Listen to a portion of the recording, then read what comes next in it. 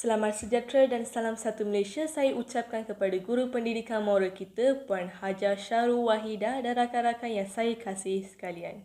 Bersyukur kita dapat berkumpul pada petang yang mulia ini untuk mengadakan sebuah forum yang bertopik Nilai Murni Masyarakat Malaysia. Sebelum kata bersulam bicara, sebelum ilmu menusuk di dada, kata orang tak kenal maka tak cinta. Oleh itu, sebelum mengupas tajuk ini dengan lebih mendalam, terlebih dahulu mari kita berkenalan dengan 4 orang ahli panel yang sudi meluangkan masa bersama kita pada hari ini. Nama saya Jiva Venila Munisran dari kelas MS12 dan saya akan bertindak sebagai moderator sepanjang forum ini. Baiklah, Saudari Roshni dari kelas MS21 merupakan ahli panel pertama kita. Selamat datang Saudari, apa khabar? Terima kasih moderator, saya baik-baik sahaja. Seterusnya saya perkenalkan ahli panel kedua kita ialah Saudari Huisin dari kelas MS21. Apa khabar Saudari? Bye-bye, moderator. Seterusnya, ahli panel ketiga ialah Saudara Waili dari kelas MS21. Selamat datang Saudara, apa khabar? Saya berada dalam keadaan baik, maka saya berada di sini dengan saudari dan para hadirin. Dan Saudari Joyce dari kelas MS21 merupakan ahli panel keempat kita. Selamat datang Saudari, apa khabar? Terima kasih, moderator. Saya baik-baik saja. Usai salam perkenalan daripada semua ahli panel. Baiklah, sebelum kita pergi dengan lebih jauh, izinkan saya menerangkan terlebih dahulu berkaitan topik kita pada hari ini. Sidang hadirin, apakah sebenarnya nilai murni? Menurut Wan Muhammad Zahid, beliau mentarifkan nilai murni sebagai nilai-nilai murni merupakan tanggapan berkenaan perkara-perkara yang dihajati dan pada masa yang sama juga menjadi kriteria atau ukuran. Nilai-nilai murni sesuatu masyarakat biasanya diasaskan kepada agama. Memang menjadi tujuan semua agama untuk membentuk kehidupan penganutnya untuk menjadi baik dan berakhlak mulia. Daripada tafsiran tersebut, nilai murni merupakan amalan baik yang perlu ada pada setiap orang agar segala tindakan mereka terpimpin dan tidak menyeleweng dari norma-norma sosial yang dikehendaki dalam masyarakat. Amalan ini penting untuk melahirkan insan yang mulia, unggul dan utopia. Imam Al-Ghazali mengatakan, apabila kamu hendak mengenali wajah, lihatlah pada cermin. Tetapi apabila kamu hendak mengenali diri, lihatlah pada wajah. Kata-kata tersebut menggambarkan betapa kepribadian dan akhlak mulia menjadi tali pengukur kepada setiap individu. Sesungguhnya berakhlak mulia amat dituntut dari sudut budaya, peradaban dan agama kita. Jadi, sebagai pembuka forum kita pada kali ini, saya ingin bertanyakan soalan kepada ahli panel pertama kita, Saudari Roshni. Baik Saudari, apakah nilai-nilai murni dalam diri sendiri dan keluarga? Dipersilakan.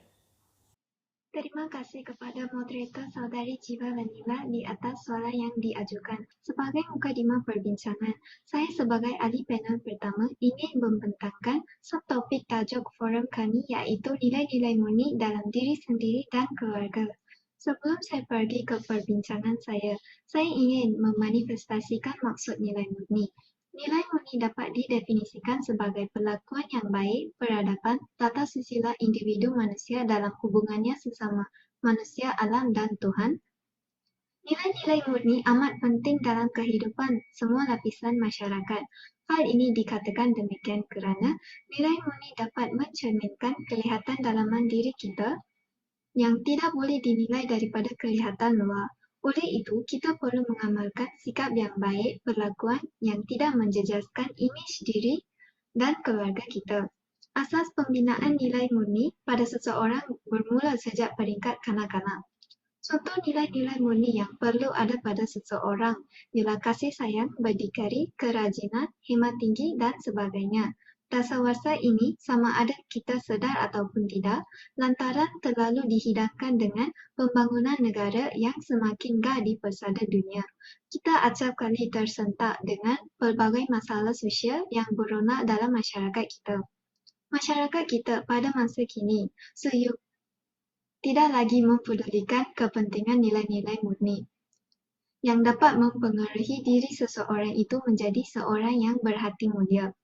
Oleh itu, seseorang perlu mempunyai nilai-nilai murni yang saya katakan tadi supaya dapat menikmati kehidupan yang indah dan bahagia.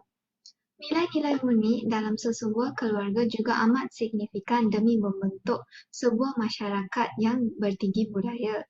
Contoh nilai-nilai murni dalam keluarga ialah hormat menghormati ahli keluarga, kasih sayang terhadap keluarga, mengekalkan tradisi keluargaan, dan sebagainya. Nilai-nilai ini juga amat penting bagi seseorang individu kerana penerapan dan pengekalan nilai antara ahli keluarga dapat menyumbang kepada masyarakat yang matang berfikirannya dan stabil. Masyarakat yang stabil menyumbang kepada keadaan persekitaran yang aman dan suci. Bahawasanya nilai-nilai murni dalam keluarga sungguh penting. Kesimpulannya, amalan nilai murni amat mustahak untuk negara mencapai taraf negara maju yang disegani oleh negara-negara gergasi yang lain di dunia. Yang merah itu saga, yang kurit itu kendi, yang indah itu bahasa, yang elok itu budi. Demikianlah ungkapan yang menggambarkan kepentingan berbudi bahasa dan amalan nilai murni dalam kehidupan masyarakat kita. Kebanggaan masyarakat Timur tetapi kian terhakis, ini wajarlah dipulihkan dan dihidupkan semula. Lantaran itu, semua pihak wajarlah bersinergi bagai awal dengan tebing dan mengelakkan sikap masing-masing perahu, masing-masing kayuk dalam menanam amalan budi bahasa dalam diri setiap individu.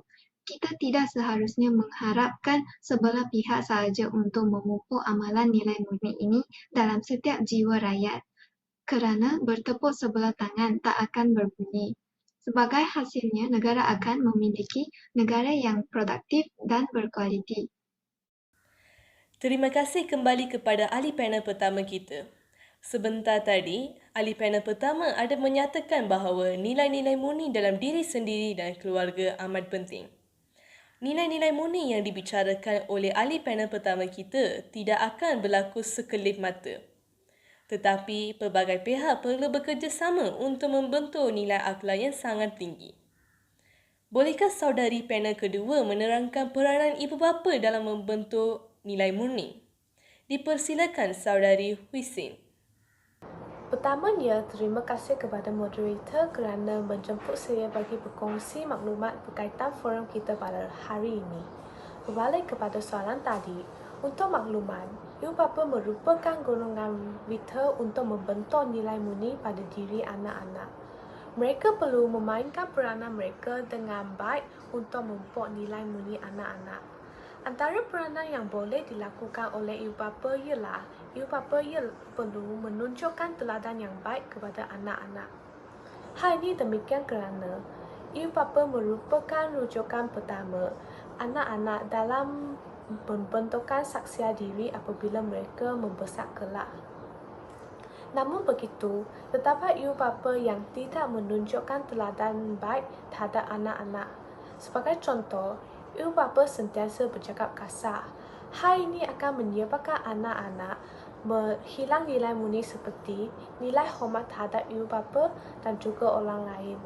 Salah satu contoh baik yang boleh dilakukan oleh ibu bapa untuk memupuk nilai murni pada anak-anak adalah dengan sentiasa bersikap penyayang dan berbudi pekerti mulia, serta jangan sesekali menjadi seperti ketam mengajak anaknya berjalan lurus, sedangkan diri sendiri berjalan mengiring. Dengan ini, anak-anak akan mengetahui akan kepentingan nilai murni. Oleh itu, ibu bapa merupakan insan yang paling penting dalam membentuk nilai murni anak-anak. Ibu bapa perlu sedar akan kepentingan memupuk nilai ini di usia muda supaya nilai ini menjadi asas kepada pegangan hidup anak-anak. Sudah terang lagi bersulur bahawa nilai murni anak-anak dapat dibentuk melalui institusi keluarga, khususnya ibu bapa yang memainkan peranan yang penting. Seterusnya, ibu bapa dapat membentuk nilai murni anak-anak dengan menyediakan sumber rohani yang kuat kepada anak-anak. Hal ini demikian kerana faktor yang terbesar menyebabkan kehilangan nilai murni dan berlakunya gejala sosial dalam kalangan remaja ialah kurangnya atau rapuhnya rohani. Hal ini membuktikan rohani merupakan aspek amat penting dalam usaha membentuk nilai murni anak-anak, sekaligus mengelakkan mereka daripada melakukan aktiviti gejala sosial. Oleh itu, apakah peranan ibu bapa dalam menyediakan sumber rohani yang kukuh?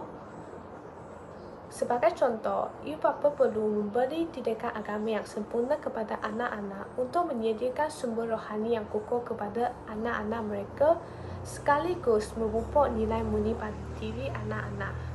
Asuhan atau didikan agama yang sempurna perlu dilakukan semenjak dari kecil lagi.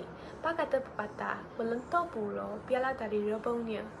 Namun begitu, ramai ibu bapa kini terlalu mengejar kemewahan atau keselesaan hidup sehingga mereka menganggap bahawa didikan agama ini tidak lagi penting. Ibu bapa juga seharusnya menghantar anak-anak mereka untuk mendalami ilmu agama supaya mereka menjadi insan yang lebih baik. Sebagai contoh, agama Islam amat menitik beratkan umatnya untuk menghormati orang yang lebih tua daripada mereka. Oleh itu, didikan agama yang sempurna sangat penting terhadap anak-anak bagi memupuk nilai murni anak-anak. Selain itu, ibu bapa juga berperanan mengawal dan memberi perhatian terhadap emosi anak-anak mereka untuk membentuk nilai murni anak-anak. Secara umumnya, emosi manusia kian berubah mengikut perkembangan diri masing-masing. Perubahan emosi anak-anak sentiasa berubah terutamanya apabila mereka sudah mencapai usia keremajaan. Perubahan emosi juga jelas ditunjukkan oleh remaja perempuan. Selain itu, ibu bapa perlulah memahami emosi anak-anak mereka. Sekiranya ibu bapa tidak memahami mengapa emosi mereka berubah, maka anak-anak akan mudah tersinggung dan kecewa terhadap ibu bapa mereka. Tambahan pula, ibu bapa perlu meminta nasihat daripada pakar supaya mengetahui cara mengenali emosi anak-anak mereka. Jika emosi anak-anak tidak dikawal dengan baik, maka mereka akan melupakan nilai murni yang ada pada dirinya sehingga melakukan gejala sosial yang bertentangan dengan nilai murni mereka. Oleh itu, anak-anak amat memerlukan ibu bapa yang memahami emosi mereka supaya nilai murni turut dibentuk pada diri anak-anak. Kesimpulannya, ibu bapa merupakan watak yang penting dalam membentuk nilai murni yang baik kepada anak-anak. Peranan yang akan dimainkan oleh ibu bapa ini akan memberi impak yang besar dalam pembentukan nilai murni anak-anak kerana bagaimana acuan begitulah kuenya. Anak-anak diibaratkan sebagai kain putih yang perlu dicorakkan dengan sempurna atau kelihatan cantik dan elok dipandang mata. Semua pihak juga perlu memainkan peranan mereka dalam membentuk nilai murni remaja. Dengan cara ini, ibu bapa boleh mendidik atau memupuk nilai murni dengan lebih mudah dalam diri anak-anak. Tambahan lagi, ibu bapa seharusnya faham bahawa anak-anak sangat memerlukan perhatian mereka dalam hal seperti ini. Nilai murni ini amat penting untuk memajukan negara seperti yang ditegaskan oleh Presiden Angkatan Belia Islam Malaysia Muhammad Faizal Abdul Aziz bahawa membentuk bangsa Malaysia bukanlah melalukan identiti bangsa masing-masing, tetapi penyatuan atas dasar nilai murni yang didukung bersama untuk memandu negara ke arah yang lebih baik. Oleh itu, ibu bapa perlu memupuk nilai murni pada anak agar mereka sedar bahawa nilai murni ini sangat penting untuk menjadi insan yang lebih baik. Terima kasih ahli panel kedua kita, penerangan yang sangat padat dan jelas. Hadirin sekalian, ibu bapa memainkan peranan yang signifikan dalam kehidupan anak kerana peranan ibu bapa lah yang mampu membentuk anak menjadi insan yang mempunyai sahsia yang cemerlang di mayapada dan di akhirat. Imam Al-Bukhari pernah berkata, "Jika kamu ingin melihat masa hadapan negara, lihatlah golongan muda yang ada sekarang." Seterusnya, mungkin para penonton masih lagi bertanya-tanya mengenai tajuk ini dan saya ingin pula mengajuk soalan kepada ahli panel ketiga dan soalannya ialah apakah kepentingan nilai-nilai murni dalam masyarakat? Dipersilakan saudara. Terima kasih kepada moderator, Saudari Jiva Vanilla. Mendepani era pasca perindustrian dan pasca globalisasi yang serba mencabar minda, masyarakat kita kurang mengamalkan nilai-nilai murni dalam kehidupan. Hal ini adalah demikian kerana masyarakat Malaysia khususnya mula memandang enteng akan kepentingan nilai-nilai murni. Nilai murni amat penting kepada semua lapisan masyarakat, tidak kira tua ataupun muda. Sebagai contoh, golongan remaja menghormati golongan orang yang lebih tua daripada mereka. Penerapan nilai murni, hormat menghormati ini akan mempengaruhi berbagai aspek dalam kehidupan mereka, khususnya golongan remaja. Sebagai contoh, penerapan nilai murni dapat dilihat melalui tindakan, percakapan dan kawalan emosi seseorang. Kini, sudah banyak negara mula bergiat aktif dalam menerapkan nilai-nilai murni dalam kehidupan masyarakat mereka. Negara Jepun terkenal sebagai sebuah negara yang amat menekankan penerapan nilai-nilai murni dalam kehidupan masyarakatnya. Masyarakat Jepun juga sangat sinonim dengan budaya taat, hormat peraturan, tepati waktu serta berdisiplin dan teratur. Hasilnya, negara Jepun berjaya menjadi salah satu negara yang termaju di dunia. Oleh itu, kepentingan nilai-nilai murni dalam kehidupan masyarakat sejagat akan mewarnai fokus perbincangan yang akan dihuraikan dengan lebih terperinci demi kebaikan bersama. Antara kepentingan mengamalkan nilai-nilai murni dalam kehidupan termasuklah mengeratkan perpaduan masyarakat majmuk di Malaysia. Hal ini dikata demikian kerana setiap rakyat di Malaysia saling menghormati, menyayangi sesama anggota masyarakat dan bertoleransi dalam kehidupan. Kita haruslah menghormati adat, kepercayaan dan pegangan kaum lain tanpa ada buruk sangka. Tamsilnya, setiap masyarakat di Malaysia bebas mengamalkan agama dan anutan masing-masing seperti Islam, Hindu, Buddha dan Kristian tanpa sebarang perselisihan faham. Oleh itu, nilai murni hormat menghormati yang menjadi budaya dan darah daging dapat mengeratkan hubungan silaturahim dalam kalangan masyarakat di Malaysia. Nilai hormat menghormati amat penting dan merupakan satu perkara yang patut diteladani oleh masyarakat Malaysia. Sekiranya masyarakat Malaysia saling bertegur sapa tanpa mengira usia, jantina maupun warna kulit serta mempraktikkan lirik lagu senyum tak perlu kata apa-apa, maka secara automatik mereka dapat menzahirkan rasa hormat dalam diri masing-masing. Dalam konteks ini, jelaslah bahawa apa yang dinyatakan dalam peribahasa Melayu adalah tepat. Bak kata pepatah, yang tua dihormati, yang muda disayangi. Selain itu, kepentingan mengamalkan nilai-nilai murni dalam kehidupan adalah dapat merancangkan perkembangan ekonomi negara. Hal ini terjadi kerana setiap rakyat tekun dan bekerja dengan bersungguh-sungguh untuk menyara kehidupan keluarga dengan mencari rezeki yang mencabar pada masa ini. Seluruh lapisan masyarakat majmuk di Malaysia terlibat dalam pertumbuhan ekonomi seperti dalam bidang perindustrian, pentadbiran kerajaan dan perniagaan. Sebagai contoh, ketekunan rakyat Malaysia memberi kesan positif apabila ekonomi Malaysia berkembang dari semasa ke semasa.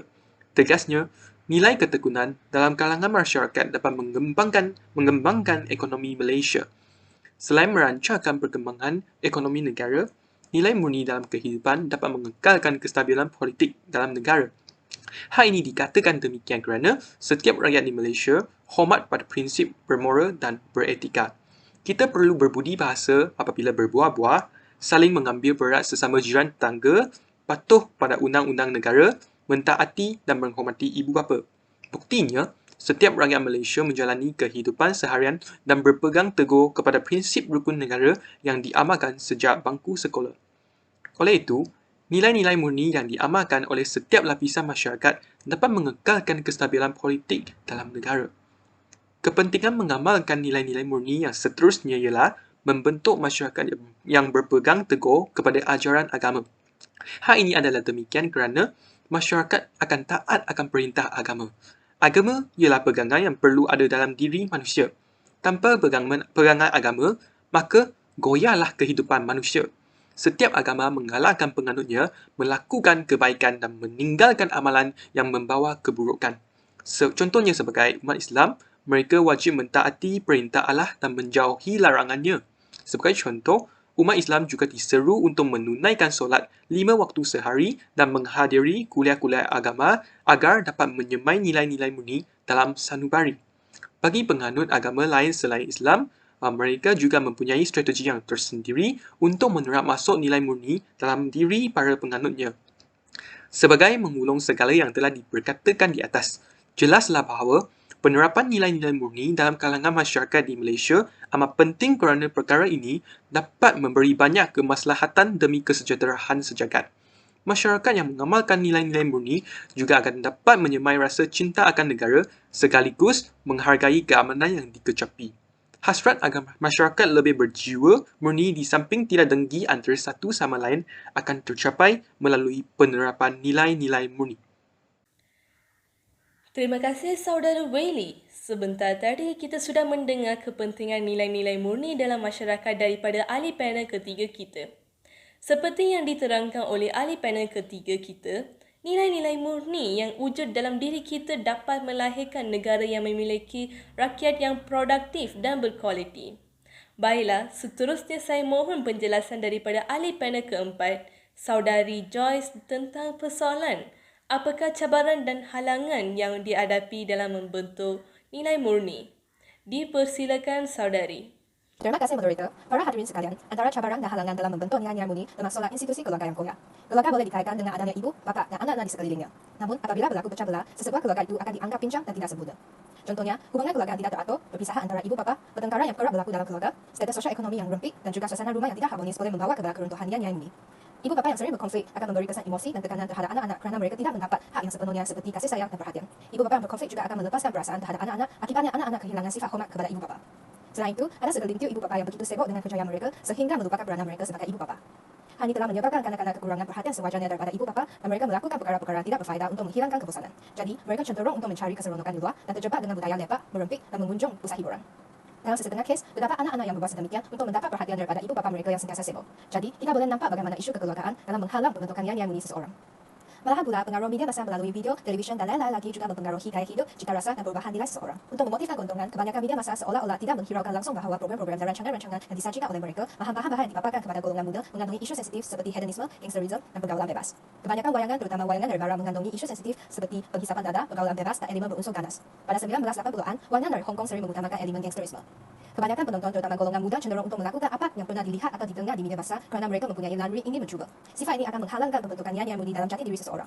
Seseorang yang tidak mempunyai jati diri yang betul akan mudah terlibat dalam gejala sosial atau menjadi seorang pembuli pada suatu hari nanti. Seterusnya, tidak dapat dinafikan bahawa kekurangan pendidikan agama merupakan antara satu cabaran dalam membentukkan nilai murni dalam jati diri seseorang. Agama merupakan tunjang kehidupan manusia. Setiap agama mengajar kepada kebaikan dan susila serta nilai murni yang harus diamalkan oleh pengikutnya, tidak kira agama Islam, Buddha, Hindu ataupun Kristian. Kekurangan pendidikan agama merupakan faktor utama kemerosotan nilai murni kerana kekurangan pemahaman oleh remaja tersebut terhadap nilai murni. Hal ini boleh dikatakan bahawa apabila seseorang kurang pendidikan agama, dia akan mengalami kemerosotan nilai murni. Kebanyakan remaja terlibat dalam gejala sosial tidak mempunyai pendidikan agama ataupun pendidikan moral yang mendalam. Mereka tidak takut kepada dosa atau pembalasan dari Tuhan di atas perbuatan mereka. Remaja terbabi juga biasanya tidak sembahyang dan mengingkari perintah agama masing-masing. Mereka percaya bahawa kehidupan masa remaja haruslah diisi dengan hiburan dan keseronokan semata-mata. Akhirnya, pengaruh rakan sebaya juga merupakan antara satu faktor yang mempengaruhi proses sosialisasi. Pengaruh keluarga menjadi semakin merosot apabila kanak-kanak semakin meninggal remaja. Apabila mereka menjadi semakin dewasa, kumpulan sebaya akan menjadi pengaruh yang lebih berkesan dalam proses pembentukan budi pekerti mereka. Oleh kerana keperluan untuk diterima oleh rakan sebaya amat penting kepada seseorang, dia akan menepati norma dan nilai yang ditonjolkan oleh kumpulan tersebut. Remaja sanggup untuk melakukan apa-apa sahaja supaya dihormati dan diiktiraf oleh rakan sebayanya walaupun ia berdosa. Analisis juga menunjukkan bahawa remaja yang terlibat dalam gejala sosial dipengaruhi oleh rakan-rakan sebaya dalam aspek perasaan kurang malu apabila bersama dengan rakan-rakan mereka. Remaja mudah menerima ajakan daripada rakan-rakan sebaya mereka kerana mereka percaya apa yang dilakukan oleh rakan-rakannya adalah betul dan akan membawa keseronokan.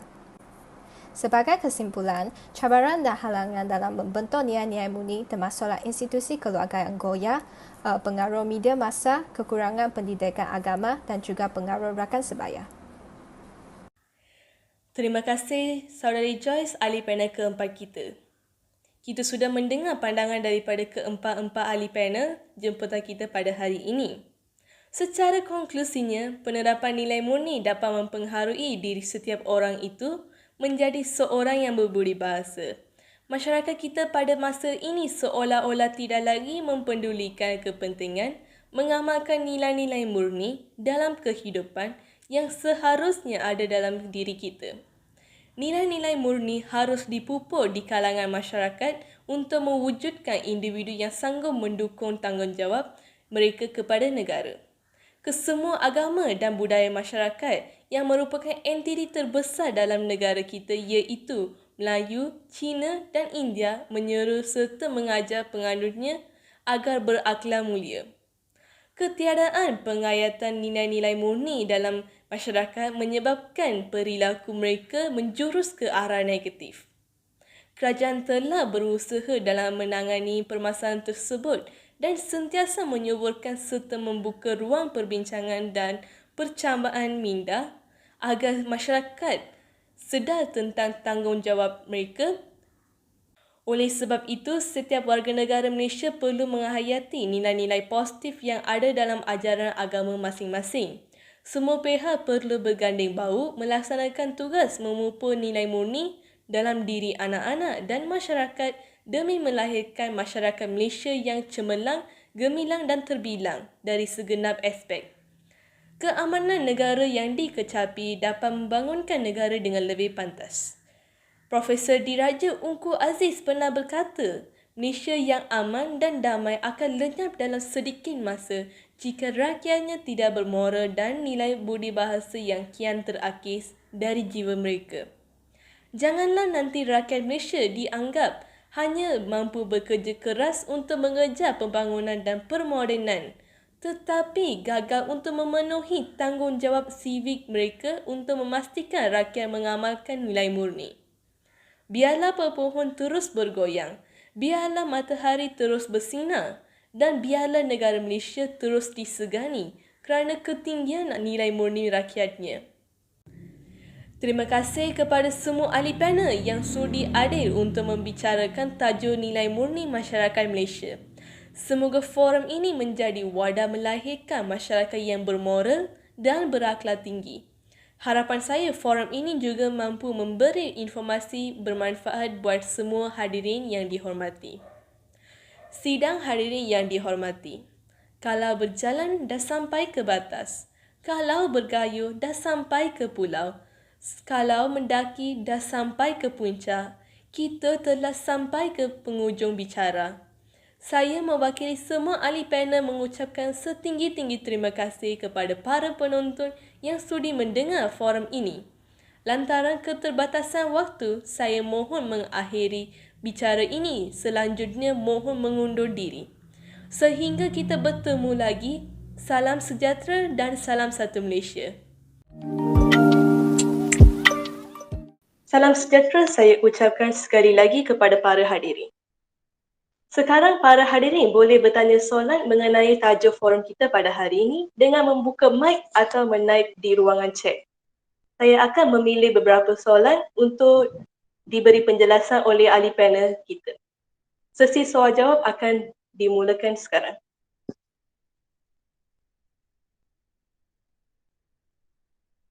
Terima kasih kepada saudara Guan Swan atas soalan tersebut. Soalan yang pertama adalah, apakah cara-cara mengatasi kemerosotan nilai murni?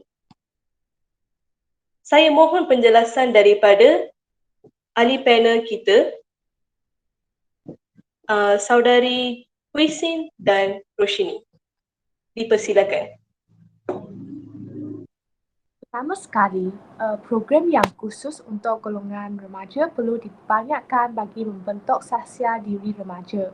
Melalui program-program ini, nilai murni dapat diselekkan dalam diri remaja dan menjadi amalan mereka. Program khidmat negara adalah salah satu usaha untuk mengatasi masalah remaja dengan penglihatan daripada remaja itu sendiri. Contoh lain adalah seperti program rakan muda, 1M4U dan sebagainya. Itu je daripada saya.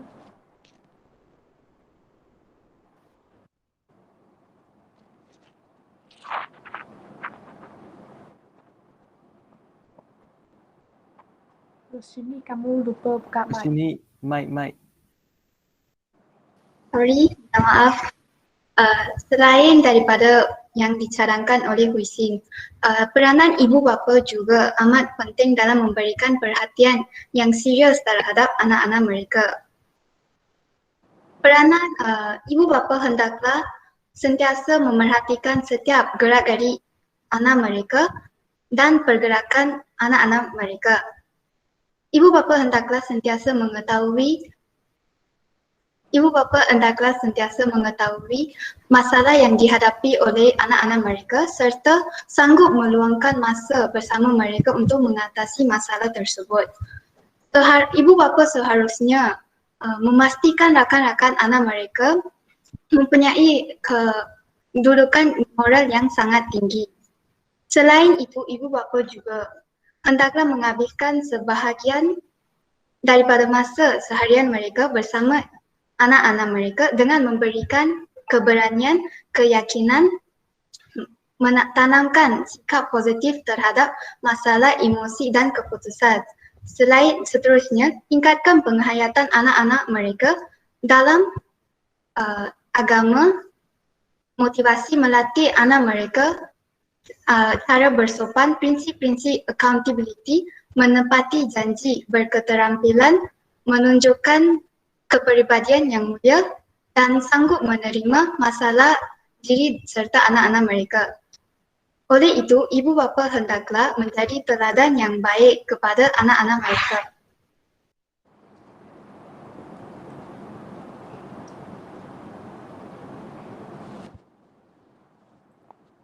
Moderator, sila izinkan saya untuk menambahkan buah fikiran tambahan atas jawapan kedua-dua panel tadi.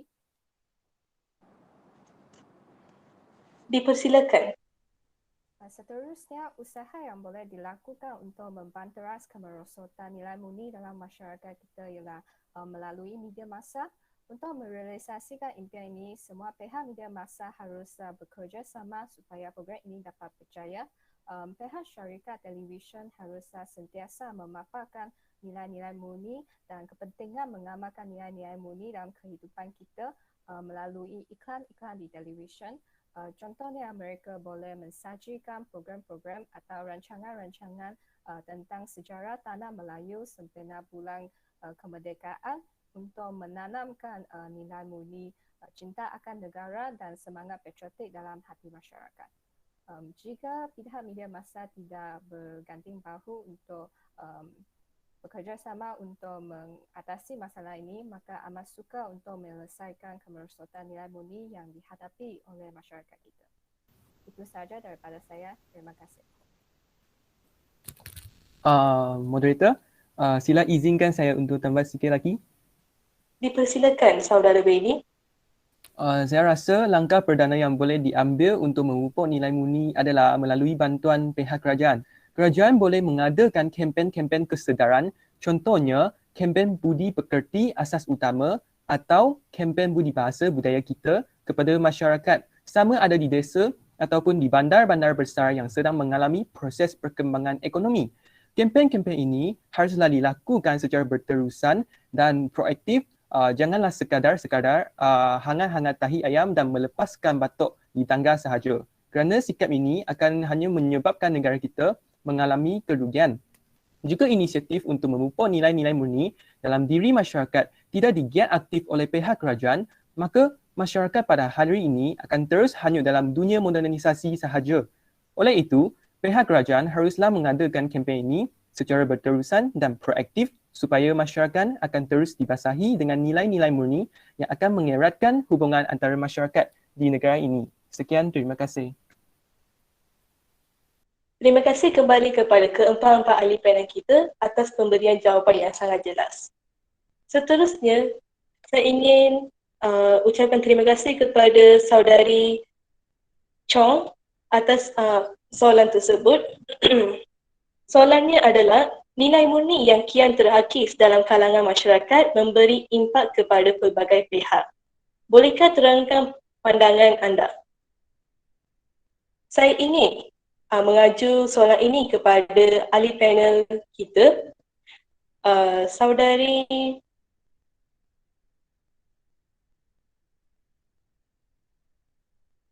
Joyce dan saudara Rayleigh. Dipersilakan.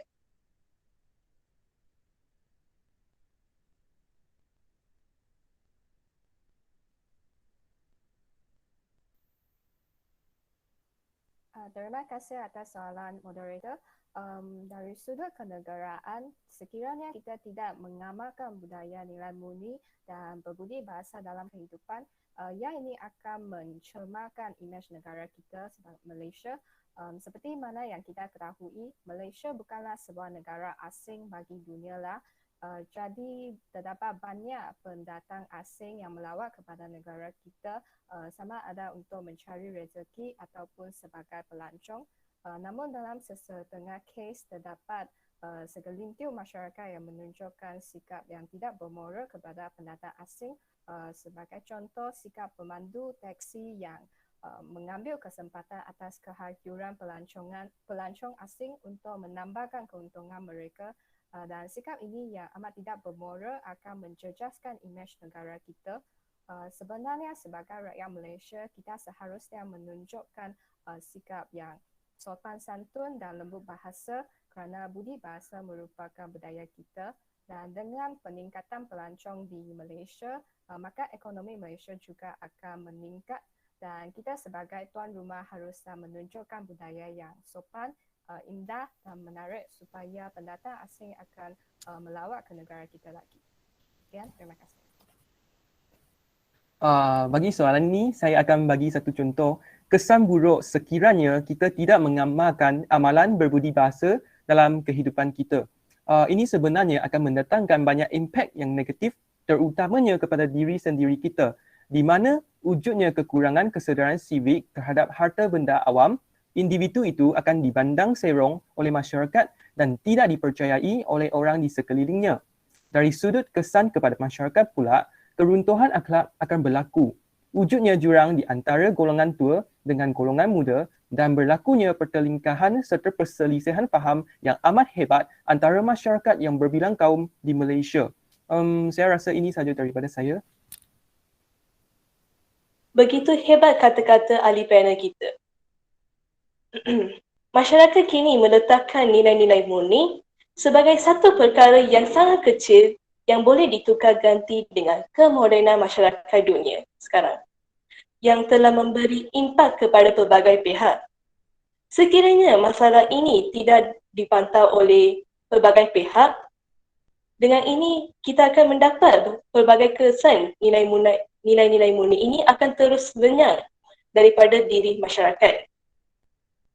Seterusnya, soalan yang ketiga adalah daripada saudari Hui Yuan dan soalannya adalah pihak sekolah memainkan peranan yang penting dalam membentuk nilai-nilai murni.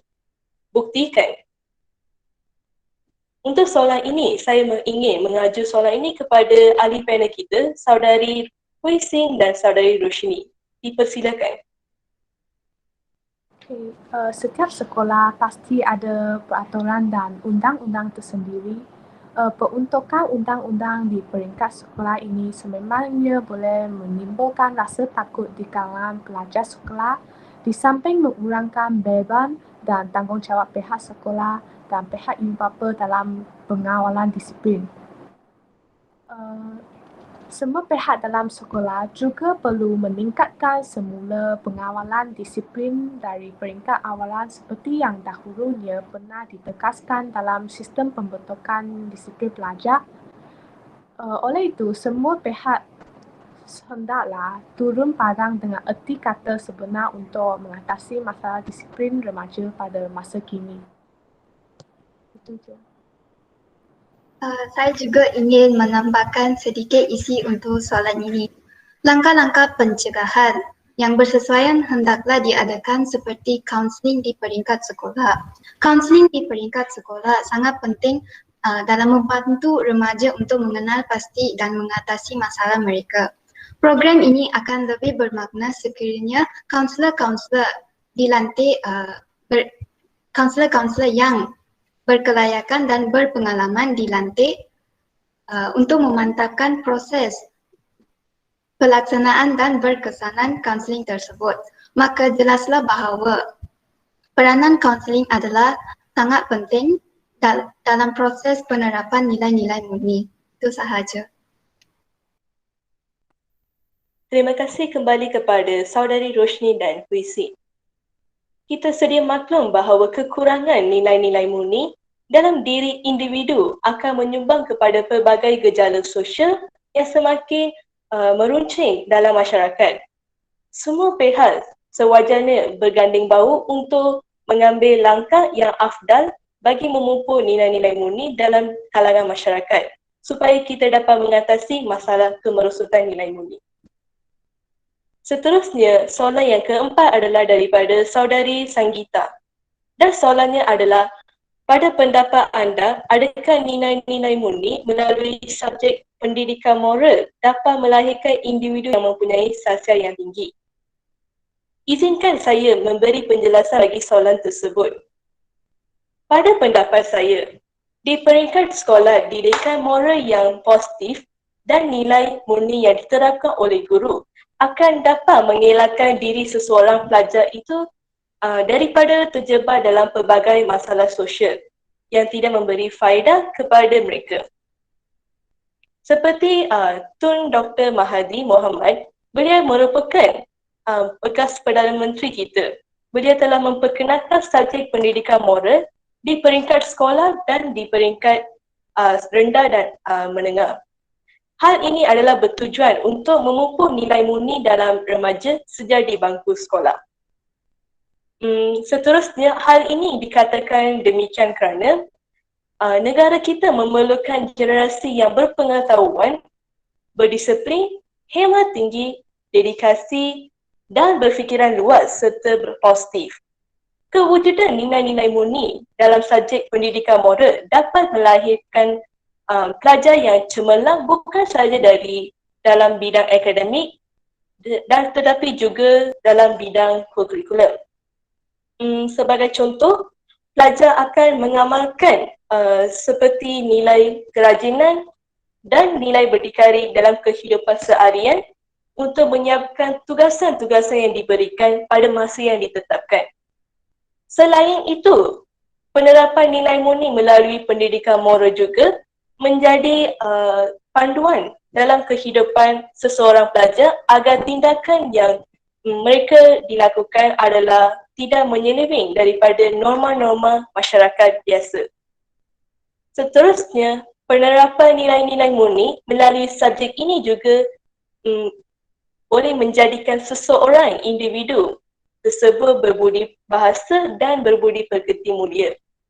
Hal ini juga memperkukuhkan silaturahim dan ukhuwah antara golongan tua dan dengan golongan yang muda. Penerangan yang sebentar tadi merupakan pendapat saya bagi soalan tersebut. Seterusnya, soalan yang kelima adalah daripada saudara Kok Long. Dan soalannya adalah, adakah tanggungjawab membentuk remaja bermoral hanya diletakkan di bahu remaja? Dipersilakan Saudari Puisi untuk menerangkan soalan ini. Saya rasa, pada pendapat saya, saya rasa tanggungjawab membentuk remaja bermoral tidak hanya diletakkan pada bahu remaja itu saja, disebabkan ada lagi banyak peranan bertanggungjawab dalam perkara tersebut. Contohnya, peranan media massa seperti yang telah dinyatakan oleh Joyce. Peranan media massa dapat siapkan iklan-iklan untuk membentuk nilai-nilai remaja. Seterusnya, peranan sekolah. Peranan sekolah perlu mengadakan kempen kesedaran nilai-nilai murni. Itu je daripada saya.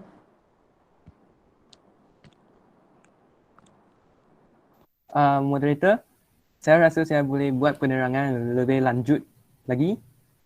Bolehkah saya? Dipersilakan Saudara Wei. Terima kasih.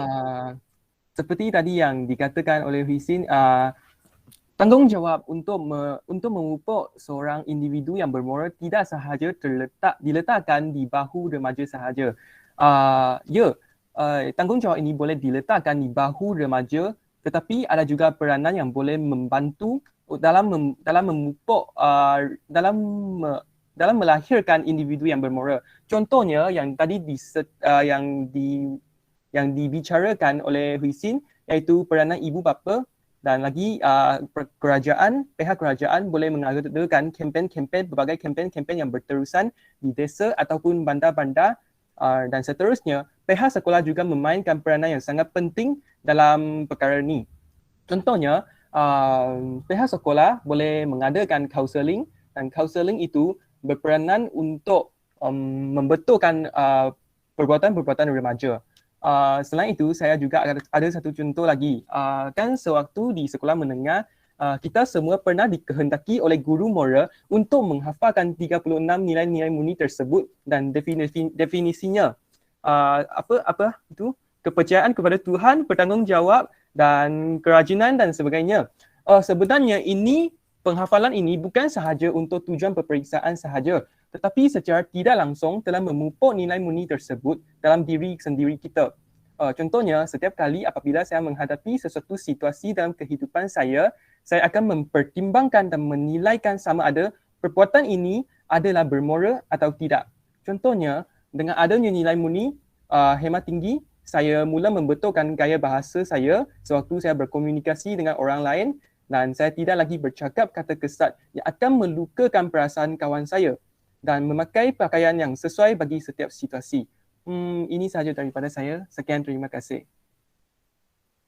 Terima kasih kembali kepada saudara Weili dan saudara Hui Sin ke atas pemberian jawapan yang sangat jelas. Seperti yang diperkatakan oleh saudara Weili dan saudari Hui Sin, peranan ibu bapa, peranan kerajaan, peranan masyarakat memainkan peranan yang penting dalam membentuk remaja bermoral, bukan sahaja remaja itu tersendiri. Seterusnya, saya rasa itu sahaja daripada para penonton kerana tiada lagi soalan daripada para penonton. Saya ucapkan terima kasih kepada keempat-empat ahli panel kita yang telah memberi penjelasan yang sangat baik bagi soalan-soalan para penonton tadi. Saya berharap forum ini akan memberi manfaat kepada hadirin sekalian. Begitu hebat kata-kata semua para panel kita.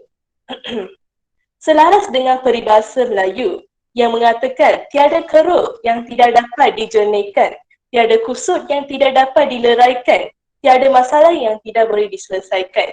Bersama-samalah kita memupuk nilai-nilai murni dalam kalangan masyarakat. Nampaknya masa amat mencemburi kita. Sebelum kita mengakhiri forum ini, saya akan mengucapkan terima kasih kepada para hadirin yang sudi mendengar forum ini bersama kita pada hari ini. Sekian saja untuk hari ini. Terkasar bahasa, tersilap bicara, mohon dimaafkan. Sehingga kita bertemu lagi, saya ucapkan salam sejahtera dan salam satu Malaysia. Sekian, terima kasih.